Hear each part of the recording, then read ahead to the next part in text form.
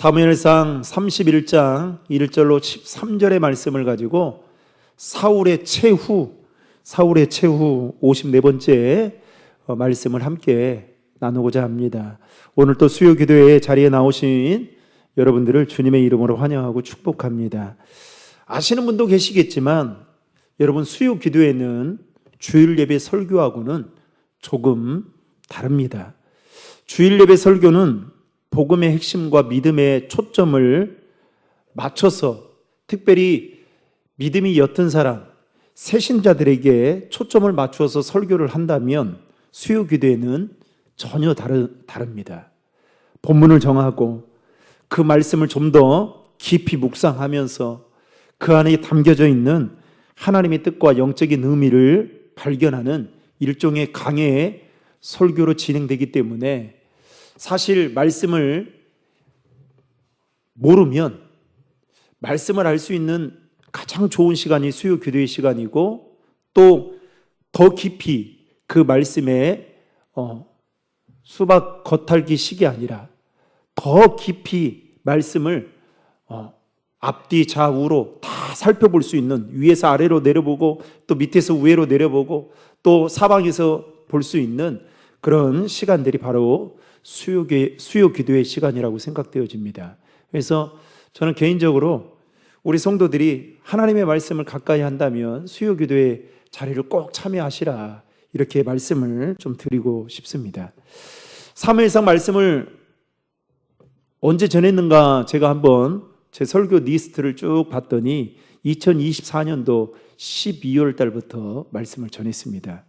그리고 오늘 드디어 사무엘상 마지막 장인 31장 말씀을 전하게 되는데요. 무려 1년 5개월 동안 이 사무엘상 말씀을 가지고 함께 살펴보았습니다.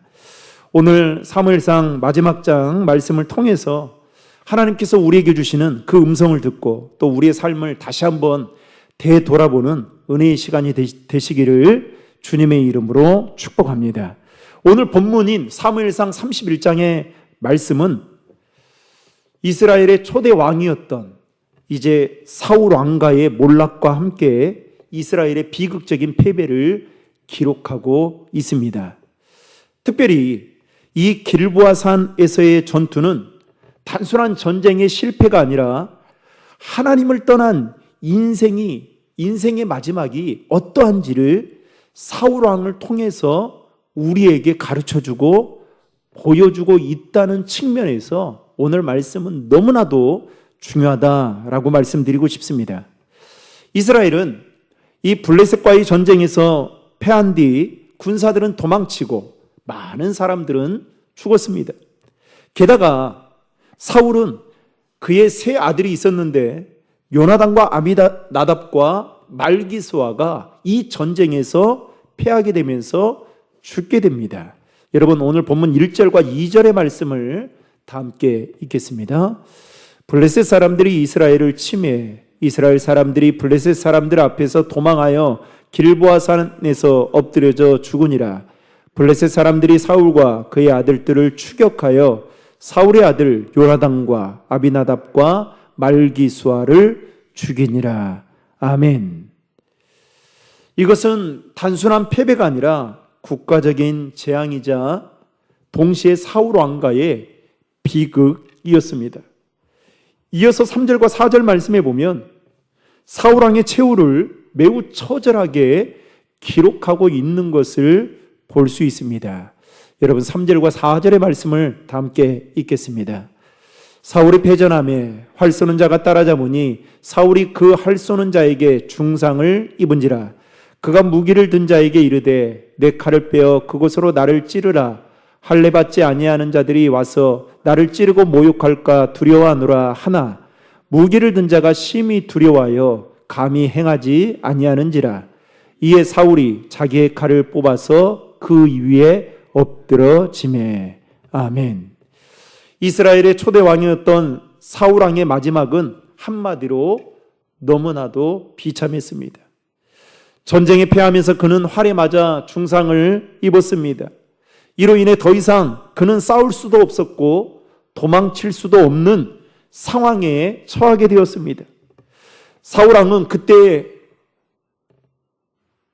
블레셋 사람들에게 붙잡혀서 이제 조롱과 수치를 당하느니 차라리 자신의 목숨을 스스로 끊는 것이 낫겠다라고 생각하고 이와 같은 결정을 하게 됩니다. 게다가 추측하건대 사울은 자신의 세 아들이 죽는 그 장면을 직접 보았을 것입니다.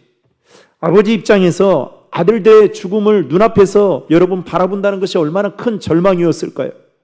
사울은 지금 당장 너무나도 고통스럽고 또 앞으로 자신이 붙잡히게 되면 당할 그 치욕스러운 일들이 있다라고 생각하니 그는 스스로 목숨을 끊는 것이 낫겠다라고 생각을 해서 자신의 칼을 뽑아서 그 위에 엎드려 그는 스스로의 목숨을 끊게 되었습니다.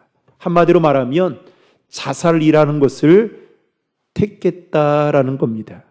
여러분, 성경은 자살을 결코 옳은 길이라고 말하고 있지 않습니다.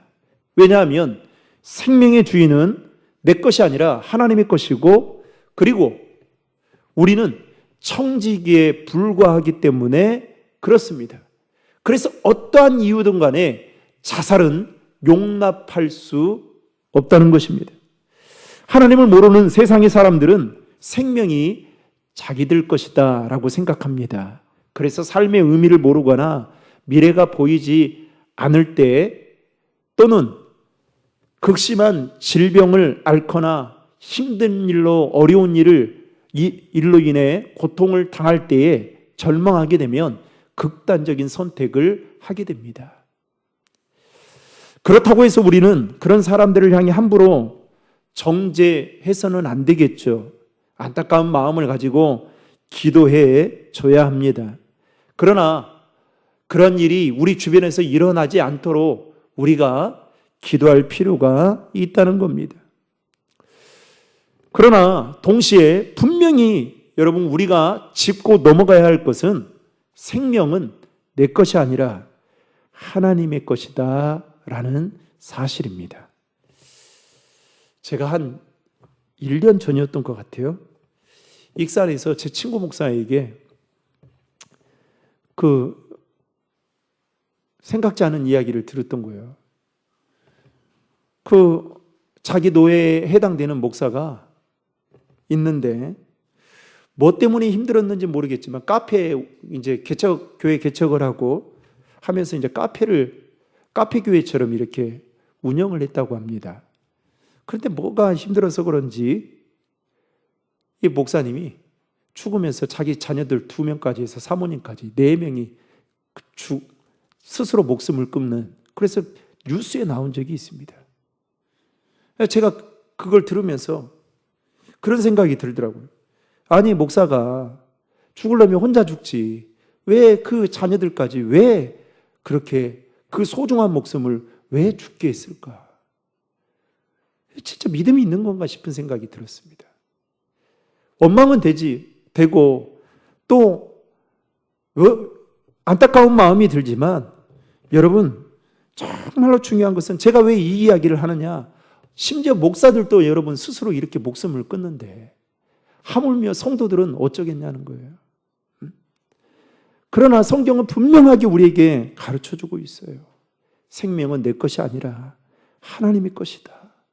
따라서 우리는 어떠한 상황 속에서도 생명의 주권을 하나님께 맡길 수 있어야 한다는 것입니다. 여러분, 사실 인생을 살다 보면 누구나 낙심할 때가 찾아옵니다. 그래서 모든 걸 다 내려놓고 싶고 이대로 다 그냥 끝이 났으면 좋겠다라는 생각을 할 때가 있죠. 사탄은 바로 그때 그 순간을 틈타서 우리에게 속삭입니다. 야, 인생 별거 없더라. 죽으면 끝이 나더라. 죽으면 편안해지고 모든 고통에서 벗어날 수 있다라고 속삭입니다. 그러나 여러분, 절대로 그렇지 않습니다. 참된 소망과 회복은 하나님 안에만 있습니다. 우리는 절망적인 순간일수록 하나님께 더 가까이 나아가야 됩니다. 여러분, 나는 죽어서 그냥 끝이 나는 것 같지만 여러분, 우리 인생은 그 다음 우리의 사후의 세계가 있잖아요. 내 세계가 있잖아요. 여러분, 절대 끝이 아니에요. 그 고통은 남아있는 사람이나 죽은 사람에게 동시에 여러분 그 고통은 더 크다는 사실을 기억해야 돼요. 그래서 여러분 절망적인 순간일수록, 힘들고 어려운 순간이 찾아오면 찾아올수록 사람을 찾기보다 하나님께 나아가서 부르짖고, 여러분 세상의 방법이 아니라 하나님의 은혜를 더 붙들어야 된다는 것입니다. 오늘 본문 6절 말씀을 보면 여러분 이렇게 기록하고 있습니다. 6절의 말씀 다 함께 읽겠습니다. 사울과 그의 세 아들과 무기를 든 자와 그의 모든 사람이 다 그날에 함께 죽었더라. 아멘. 여러분 이 말씀을 보면 사울왕의 가문이 완전히 몰락하고 있는 것을 그대로 보여주고 있습니다. 그런데 여러분 이 일은 갑자기 우연히 일어난 일이 아니었습니다. 사무엘상 말씀을 통해 우리가 살펴보았듯이 하나님께서는 이미 여러 차례 사울 왕에게 경고를 하셨습니다. 사울의 왕의 범죄로 인해서 사울이 심판에 이를 것이다 라는 것을 하나님은 여러 곳에서 수차례 그에게 말씀하셨습니다. 예고편에 말씀을 하신 것이죠. 여러분 사무엘상 12장 15절과 25절의 말씀을 다 함께 읽겠습니다. 너희가 만일 여호와의 목소리를 듣지 아니하고 여호와의 명령을 거역하면 여호와의 손이 너희의 조상들을 치신 것 같이 너희를 치실 것이라. 만일 너희가 여전히 악을 행하면 너희와 너희 왕이 다 멸망하리라. 아멘. 이미 하나님은 이와 같은 일이 있을 거라고 사울 왕에게 수차례 경고의 말씀을 하셨습니다. 하나님은 사울 왕이 범죄에도 불구하고 그동안 오래 참으시면서 반복적인 말씀을 하셨습니다. 여러분 반복적으로 말씀하셨다는 것은 무엇을 의미하는 겁니까? 다시 돌아오라는 거예요. 내가 너에게 기회를 줄 테니까 내가 하는 그 말에 돌아오라는 겁니다. 그런데도 불구하고 사울 왕은 끝까지 하나님의 말씀을 귀담아 듣지 않았다는 것입니다. 여러분, 하나님께서 우리를 사랑하실 때 가장 먼저 하시는 일이 뭐냐? 여러분 경고의 말씀을 하시는 거예요. 때로는 말씀으로 여러분 경고하시면서 그 말씀을 통해 깨닫게 하시기도 하고요. 때로는 우리가 가지고 있는 그 양심의 찔림을 통해 하나님은 우리에게 말씀하시기도 합니다. 게다가 우리 주변의 믿음의 사람들을 통해, 때로는 목회자의 입술을 통해 우리에게 권면을 하게 하시기도 합니다. 그런데 그 하나님의 음성을 무시하거나 듣지 않으면 어떻게 되느냐? 오늘 우리는 사무엘상 31장에 사울 왕이 인생의 마지막이 어떻게 되는지를 보면서 하나님을 떠난 인생, 하나님의 음성을 무시하고 하나님의 말씀에 순종하지 않고 돌아오지 않는, 하나님과 전혀 상관없는 삶을 살아가는 그 인생은 결국 무너지게 된다라는 것을 오늘 성경을 통해서 우리에게 말하고 있습니다. 게다가 오늘 말씀을 보면서 참 마음 아픈 일 중에 하나는 인물이 하나 있었어요. 그는 누구냐? 요나단입니다. 여러분, 요나단은 사울의 아들이기도 했지만 자신의 아버지 사울과는 달리 믿음의 사람이었고요, 다윗을 사랑했던 사람이었습니다. 게다가 이 아버지의 불의함에 대해서 그는 지적도 했고요, 게다가 하나님의 뜻도 인정했던 사람이었습니다.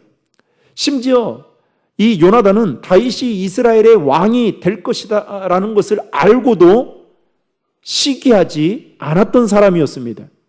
그런데 그런 요나단이 오늘 본문 6절 말씀에 보면 결국 아버지와 함께 그도 죽게 되는 것을 보면서 참 마음이 아팠습니다.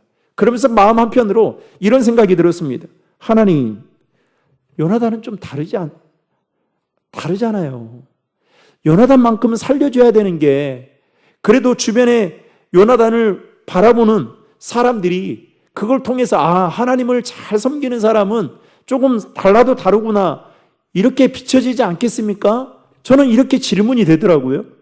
그런데 왜 요나단도 왜 죽게 되었을까?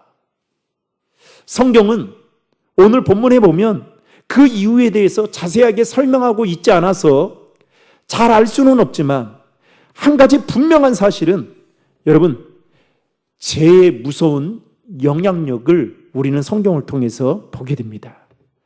다시 말해 사울왕 한 사람의 불순종과 그 죄가 가정과 그가 속한 이스라엘 공동체에 얼마나 좋지 않은 영향을 미치고 있다는 사실을 우리는 본문을 통해서 여러분 깨달을 수 있어야 한다는 것입니다. 따라서 여러분 그런 점에서 보면 우리는 죄를 가볍게 여기서는 안 돼요. 더 깨어 있어야 되는 것입니다. 기성세대인 우리들의 신앙이 우리 자녀들에게 좋은 영향이든 좋지 않은 영향이든 간에 미친다는 사실을 여러분 우리는 알고 우리가 하나님 앞에서 더 정직하고 진실되게 영적으로 깨어 있어야 한다는 거예요. 5월은 가정의 달이잖아요. 우리가 가정 이야기하지만 여러분의 가정을 정말 믿음의 가정으로, 여러분의 자녀들을 믿음의 자녀들로 세워가는 일에 여러분 정말 온 힘을 다하고 있습니까? 그냥 자녀들에게 뭐 하나 선물 받으면 그걸로 좋아하고, 여러분 그게 다가 아니잖아요. 사실 밥 한 끼 먹고 그냥 좋은 곳 가고, 하나님이 그러려고 우리에게 가정을 주신 게 아니잖아요. 어떻게든 자녀들이 정말 하나님을 알지 못하는 다른 세대가 아니라 하나님을 잘 섬기는 믿음의 세대들로 세우기 위해서 우리에게 생육하고 번성하는 축복을 주시지 않았습니까? 게다가 우리는 자녀들에게 여러분 가정이, 제가 이제 금요일 날 우리 피택자들하고 직분자의 가정 생활에 대해서 해서 아주 구체적으로 좀 이야기를 좀 하려고 하는데요. 여러분 요즘 이번 주도 마찬가지예요. 가정에 대한 좀 설교를 좀 하려고 해요. 가정이 얼마나 중요한지 모릅니다. 그런데 여러분 요즘 젊은이들 한번 잘 봐보세요. 텔레비전에 여러분 돌싱들 많이 나오잖아요. 그게 뭐 나쁘다, 제가 그런 말은 하지는 않지만 여러분 한번 잘 봐보세요. 그 가정들이 얼마나 부부간의 관계가 깨지고 가정이 깨지는 가정들이 얼마나 많은지 모릅니다. 정말 심각할 정도예요. 근데 그게 거기로 끝나는 게 아니잖아요. 자녀들이 있으면 고스란히 그 자녀들이 그 아픔과 상처와 그 고통을 고스란히 안고 살아갑니다. 사회적으로도 얼마나 큰 어려움이 있는지 몰라요. 여러분, 이 사울왕 한 사람의 이 불순종이, 그가 지었던 그 죄가 여러분 그의 가정과 공동체까지 미칠 거라고, 영향을 미칠 거라고 그가 장담이나 했겠습니까? 아마 알았더라면 이렇게 하지 않았겠죠. 어찌됐든 간에 그런 측면에서 보면 여러분 아간 한 사람으로 인해서 이스라엘 공동체가 어려움을 당했던 것처럼 우리 한 사람 한 사람이 얼마나 하나님 앞에서, 여러분 자녀들 앞에서, 또 교회 앞에서 얼마나 중요한 존재인지를 여러분 기억하며 살아가야 한다는 것입니다. 블레셋 군인들은 이스라엘과의 전쟁에서 이긴 후에 시체가 즐비한 들판에서 죽은 이스라엘 군인들의 옷을 벗기면서 그들의 전리품을 이제 챙기기 시작했습니다. 그러다가 오늘 본문에 보면 사울과 그의 아들들이 죽어 있는 것을 발견하게 됩니다. 8절 말씀 다 함께 읽겠습니다. 그 이튿날 블레셋 사람들이 죽은 자를 벗기러 왔다가 사울과 그의 세 아들이 길보아 산에서 죽은 것을 보고, 그리고 나서 그들은 사울의 머리를 어떻게 하느냐? 베고요, 갑옷을 벗긴 뒤에 그 시체를 오늘 말씀에 따르면 10절 말씀에 보면 벳산 성벽에 매달아 전시합니다. 여러분 9절과 10절 말씀을 다 함께 읽겠습니다. 사울의 머리를 베고 그의 갑옷을 벗기고 자기들의 신당과 백성에게 알리기 위하여 그것을 블레셋 사람들의 땅 사방에 보내고 그의 갑옷은 아스타롯의 집에 두고 그의 시체는 벳산 성벽에 못 박음에. 아멘. 여러분 상상만 해도 너무나도 수치스럽고 끔찍한 일이 지금 일어나고 있지 않습니까? 그런데 바로 그때 길르앗 야베스 사람들이 위험을 무릅쓰고 밤에 가서 사울과 그의 아들들의 시신을 가져오게 됩니다. 여러분, 왜 그랬을까요? 이 사무엘상 말씀을 거슬러 올라가다 보면 사울 왕이 이스라엘 초기 왕이 되었을 때에 이 길리앗 야베스 사람들이 암몬 족속으로부터 침략을 받게 됩니다. 그러면서 이업을 당하게 되고 고전을 당할 때에 당시 암몬의 왕이 누구였냐면 나하스였습니다. 이 나하스가 합평의 조건으로 기상천외한 요구를 이 길리앗 야베스 사람들에게 하게 됩니다. 그 요구가 뭐냐? 너희들의 오른쪽 눈을 빼서 전부 가져오면 내가 항복을 받아주겠다. 여러분, 이게 얼마나 끔찍한 지금 요구를 하고 있는 겁니까? 그러면서 이때 이 길리앗 야베스 사람들이 온 이스라엘 온 지경에 금령들을 쫙 보내고요. 그리고 나하스 왕의 약속한 그 기한을 지나면 그들의 요구대로 할 것이 해도 된다라고 그냥 체념에 가까운 그런 모습을 보이면서 그냥 어쩔 수 없이 수용을 하게 됩니다. 이 소식을 누가 듣게 되느냐? 이스라엘의 초대 왕이었던 사울 왕이 듣게 됩니다. 그래서 이스라엘 백성들을 모아서 약속한 사흘이 지나가기도 전에 성을 포위해서 암몬 족속을 무찔러서 도움을 주게 됩니다. 그 일이 있고 난 후에 무려 여러분 오늘 본문은 40년이 지났습니다.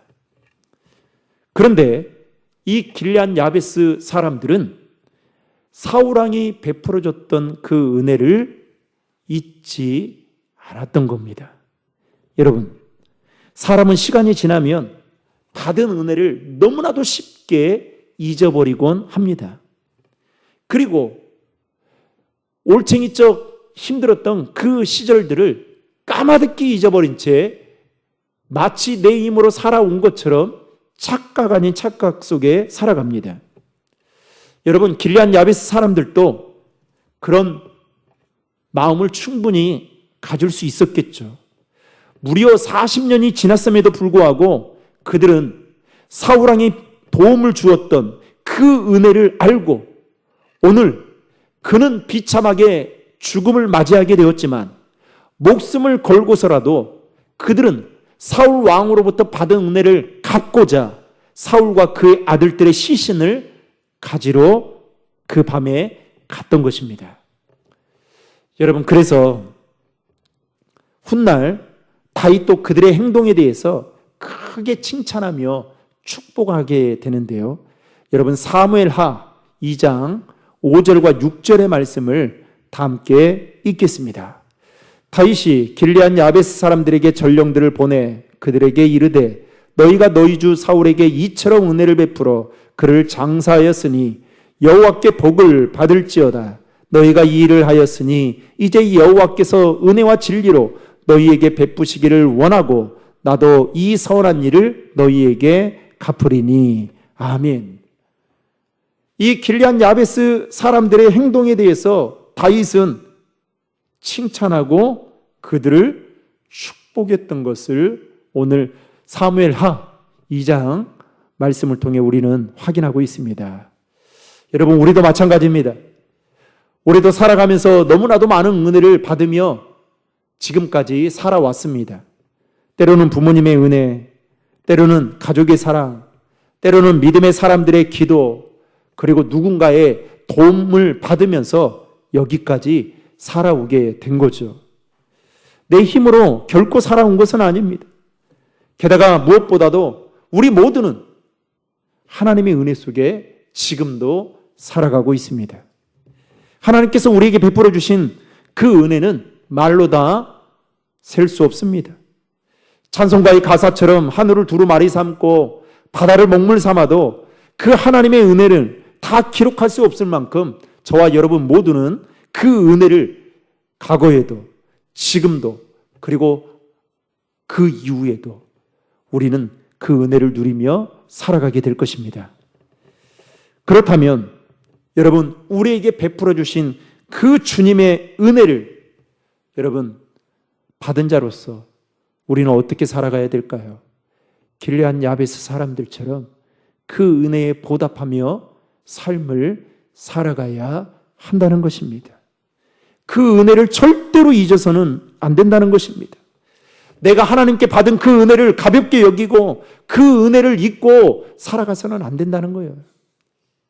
사랑하는 성도 여러분, 저는 바라기는 우리 신도림교회의 모든 성도들이 하나님의 은혜에 감사하고 그 은혜에 보답하며 살아가는 여러분 믿음의 사람들이 되시기를 주님의 이름으로 축복합니다. 오늘 본문을 통해 우리는 마지막으로 기억해야 할 것이 있습니다. 사울은 자기 나름대로 정말 열심히 살았습니다. 왕권을 지키기 위해서 노력했고요. 백성들의 눈치도 때로는 살필 줄 알았고요. 자신의 정적으로 여겼던 다윗을 제거하기 위해서 그야말로 온 힘을 다하기도 했습니다. 전쟁이 일어나니까 그 어떻게든 마음의 평안을 위해 엔돌의 신접한 여인까지 찾아갔습니다. 인간적으로 보면 여러분 사울왕은 정말로 치열하게 살아갔던 그야말로 인본주의의 대표주의자라고 말할 수 있습니다. 그런데 여러분 그의 삶의 가장 큰 문제는 무엇입니까? 하나님 없이 살려고 했다는 것입니다. 다시 말하면 하나님을 떠나 살아갔다는 것이 문제라는 것입니다. 결국 그의 인생 마지막은 비극으로 끝이 나고 말았습니다. 오늘 말씀은 단순히 사울왕의 실패를 이야기하는 것이 아닙니다. 하나님을 떠난 인생의 결말이 어떠한지를 사울왕을 통해서 우리에게 보여주고 가르쳐주고 있다는 것입니다. 따라서 우리는 사울왕의 마지막 비극적인 모습을 보며 반면교사로 삼아야 합니다. 여러분, 이런 거 있잖아요. 첫 끝발보다 첫 끝발이 개 끝발이다고. 여러분, 첫 끝발 처음도 뭐 좋으면 좋겠지만 더 중요한 것은 인생에 뭐가 좋아야 될까요? 인생의 끝이 좋아야 돼요, 여러분. 신앙생활도 마찬가지예요. 신앙생활도 좀 저는 제가 오늘 또 기도했잖아요. 우리 교회 기도하면서 우리 교회 안에 신앙의 롤모델이 될 만한 사람들이 많아지도록 세워달라고 내 기도하잖아요. 여러분, 제가 목사하면서 얼마나 많은 성도들을 만났겠어요? 그리고 얼마나 많은 성도들로부터 이런저런 이야기를 수도 없이 들었겠어요? 그런데 여러분, 참 신기한 것은요, 사람은 보는 거, 먹는 거 이런 게 다 똑같더라고요. 한결같더라고요. 그래서 사람의 입도 속일 수 없고요, 사람의 귀도 속일 수 없어요. 존경받는 사람은 뭘 해도 존경받더라고요. 그런데 항상 손가락질 당하는 사람은 다른 사람들도 손가락질해요. 인생의 끝이 좋으면 좋겠는데, 그리고 여러분 그것은 어떻게 드러나는지 아세요? 교회 안에서는 우리는 품앗이라고 그냥 말할 수 있지만 여러분 그렇지 않아요. 장례식 때 보면 그 사람이 어떻게 살았는지 나와요. 신기합니다. 목사가 그렇게 가자고 이야기해도요, 큰 교회도 그래요. 그렇게 해도요, 오질 않아요. 그런데요, 연락도 안 하고, 그런데 막 사람이 사람이 막 밀려 터져 있어요.